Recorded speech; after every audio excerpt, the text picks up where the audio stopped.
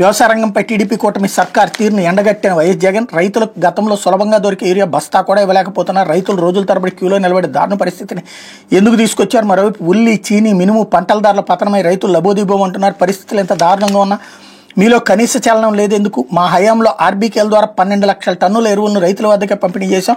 పిఎస్సిఎస్ల ద్వారా market rate కంటే 50 రూపాయలకే తక్కువకే అందించగలిగాం. మీరెందుకు ఆ పని చేయలేకపోతున్నారు? బ్లాక్ మార్కెట్ నుండి మీకు వచ్చే కమిషన్ల కోసమే కదా. కోవిడ్ సమయంలో కూడా మేము రైతులను ఆదుకున్నాం. ఇప్పుడు ఇంత సంక్షోభం వచ్చినా మీరు ఎందుకు పట్టించుకోవడం లేదు? అయినా నిద్ర నటించే వాళ్ళని ఎవరైనా లేపగలరా? అందుకే బాబు షూరిటీ మోసం గ్యారంటీ అన్నటువంటిది హైలైట్ చేశారు. ఇకపోతే ఇసుక సర్కారు మస్కా అంటూ ఉచిత ఇసుక ముసుగులో పరాకాష్ఠకి చేరిన కూటమి పెద్దల దోపిడీ. ప్రభుత్వానికి పైసా ఆదాయం లేదు, ప్రజలకు ఉచిత ఇసుక ఎక్కడా లేదు. ఈ దందాన్ని కప్పించుకోవడానికి విష ప్రచారానికి దిగిన బాబు సర్కార్.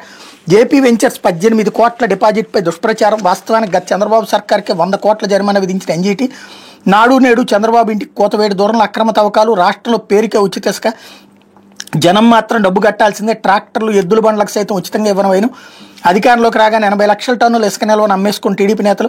వైఎస్ఆర్సీపీ హయాంలో కంటే ఇప్పుడే ఇసుక ధర ఎక్కువ. వైఎస్ జగన్ హయాంలో ఇసుకపై ఏటా 750 కోట్ల ఆదాయం అన్నటువంటి వార్తని హైలైట్ చేశారు. లేకపోతే బ్రెడ్